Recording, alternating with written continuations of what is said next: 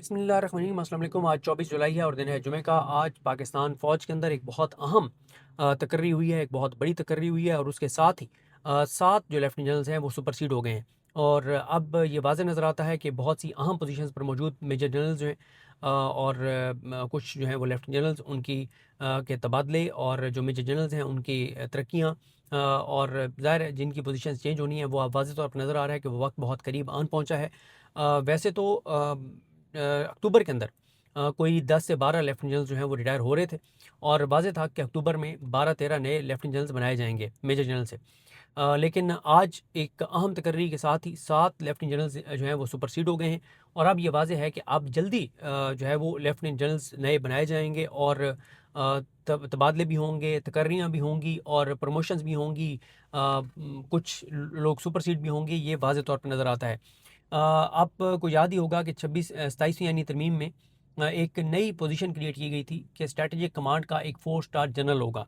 अच्छा, वो 4 star general जो हैं आज उनकी तकर्री हो गई है और वो 8वें नंबर पर थे जिनकी तकर्री हुई है और उनके साथ ही 7 लेफ्टिनेंट जनरल जो हैं वो सुपरसीड हो गए हैं। फ़ौज के अंदर ये रवायत रही है कि जब भी लेफ्टिनेंट जनरल सुपरसीड कोई भी किसी भी रैंक पर सीनियर जो हैं वो सुपरसीड होते हैं तो फिर वो काम जारी नहीं रखते और ख़ास तौर पे लेफ्टिनेंट जनरल की पोजीशन पर। तो आज जो एक नई तकरीर हुई उस पे तो हम आते हैं।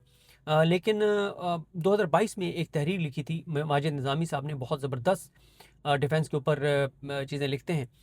तो मैं इसमें आपके साथ शेयर करूँगा। मुमताज़ भट्टी साहब का भी एक ट्वीट है और वैसे ये आज से 5-6 दिन पहले हमारी प्रेस क्लब में मुलाकात हुई अफजल भट्ट साहब के साथ। तो वहाँ पर मोहम्मद इमरान साहब मौजूद थे। मोहम्मद इमरान साहब वो भी सीनियर डिफेंस एनालिस्ट भी हैं, रिपोर्टर भी हैं, बहुत ही मंझे हुए वो भी डिफेंस एनालिस्ट और रिपोर्टर हैं। तो उन्होंने मेरे ख्याल 5-6 दिन पहले जब हमारी मुलाकात हुई तो उस वक्त मैंने उनसे पूछा क्या ख़बर है।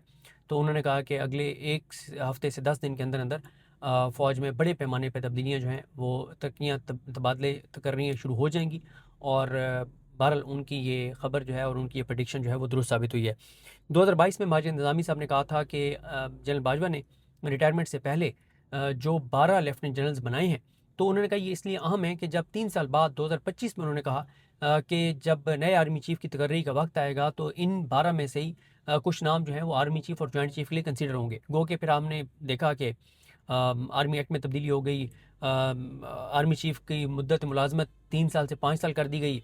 फिर 2000 जो है वो अब आके और 25 में आसिम मुनीर साहब को 2030 तक जो है उनको लगा दिया गया। तो ज़ाहिर है ये नाम फिर कंसीडर नहीं हुए और इन नामों ने रिटायर होना था अक्टूबर में। और कोई अक्टूबर में रिटायर हो रहा था, कोई नवंबर में रिटायर हो रहा था। तो बहरहाल अब ये सुपरसीड हो गए हैं।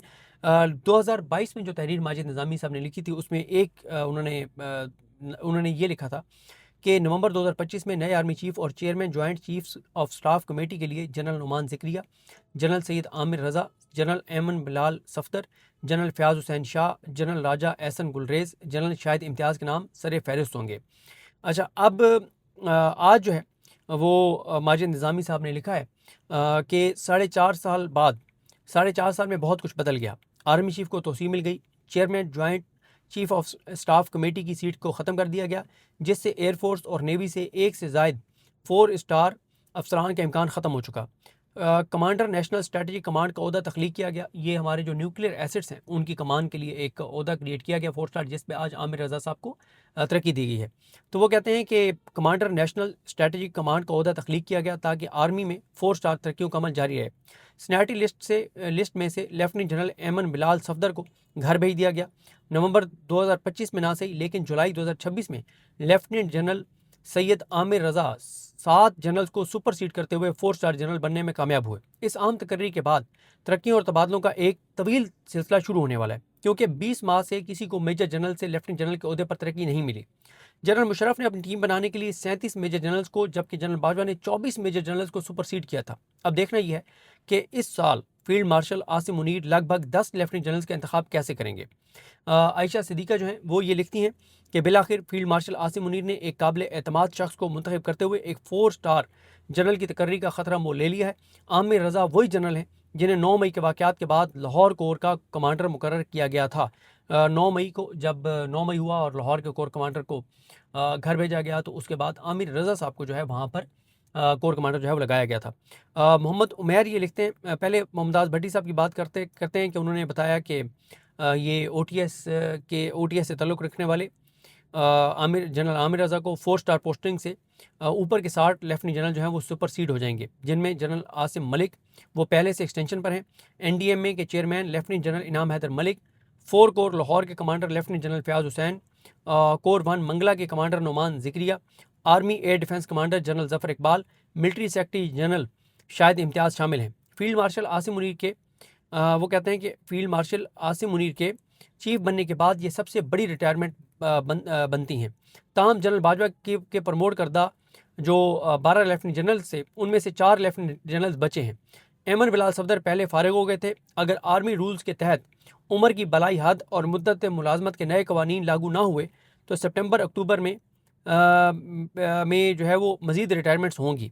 ताहम फील्ड मार्शल के पास 18 से 20 प्रमोशंस मेजर जनरल से लेफ्टिनेंट जनरल का मौका मौजूद होगा। अब ये फील्ड मार्शल आसिम मुनीर पर मुनहसर है कि वो लॉन्ग पेंडिंग मेजर जनरल से लेफ्टिनेंट जनरल्स की सारी प्रमोशंस अभी अनाउंस कर देते हैं या हस्ब ज़रूरत मरला वार करते हैं। ये भी देखना है कि वाइस आर्मी चीफ के अहदे पर एक आसामी जो खाली पड़ी है उस पर तैनाती की वो ज़रूरत महसूस करते हैं या नहीं। ताहम एक 4 स्टार प्रमोशन के साथ ये आसामी फुल ना होने का मतलब है कि इसकी अभी ज़रूरत नहीं है।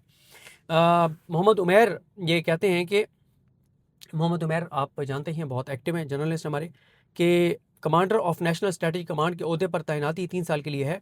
आर्मी एक्ट में होने वाली इस तरमीम के मुताबिक वज़ीर-ए-आज़म आर्मी चीफ की सिफारिश पर इस अहदे की मुद्दत मज़ीद 3 साल के लिए बढ़ा भी सकते हैं। यानी आमिर रज़ा साहब जो हैं ये 3 साल जब गुजारेंगे तो इनको 3 साल के लिए मज़ीद वज़ीर-ए-आज़म जो है वो इनकी एक्सटेंशन कर सकते हैं, तकर्री कर सकते हैं।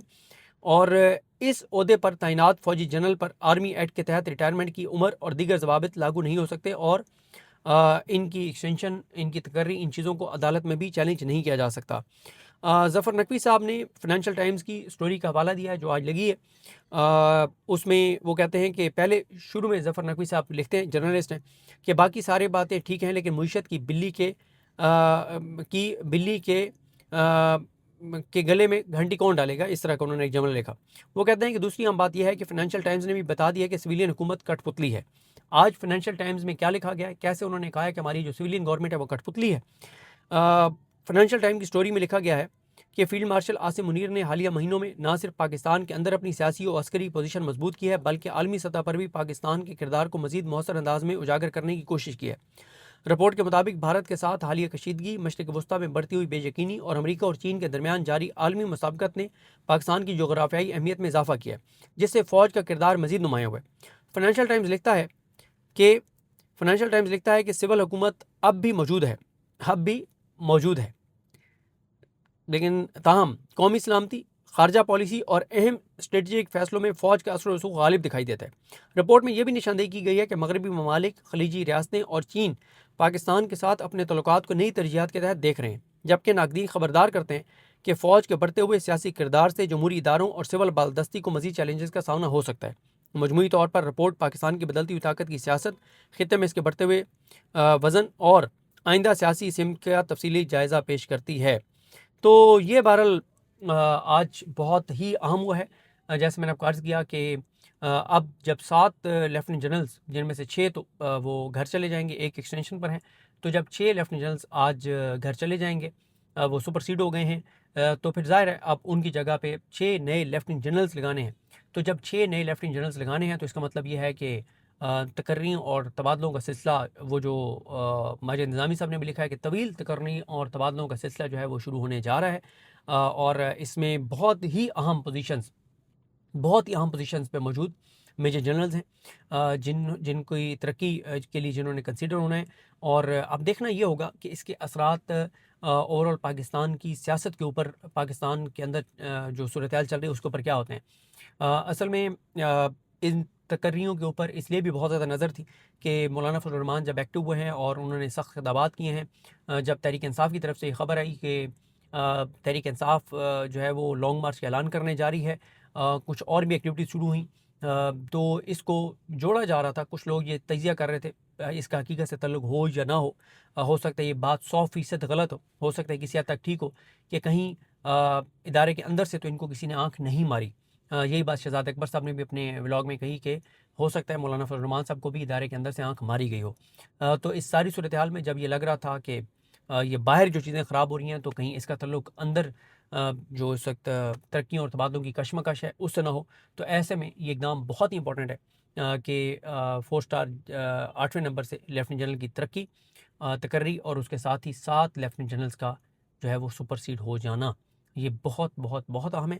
بہرحال جی دیکھتے ہیں کہ چیزیں کیسے آگے بڑھتی ہیں اور ان کے اثرات کیا ہوتے ہیں۔ اس پہ بہت ساری بات ہو سکتی ہے، لیکن یہ سینسٹیو موضوع ہے، اور جب آپ پاکستان بیٹھے ہوں تو پھر بہت سارے حساس موضوعات کے اوپر جس طرح سے بات کرنی ہو آپ نہیں کر سکتے، اور کچھ ظاہر ہے یہ میرا اس طرح سے سبیکٹ بھی نہیں ہے، اس لیے میں نے ماجد نظامی صاحب اور ممتاز بھٹی صاحب اور محمد عمیر صاحب اور محمد عمران صاحب، ان صحافیوں کا آپ کو حوالہ بھی دیا ہے۔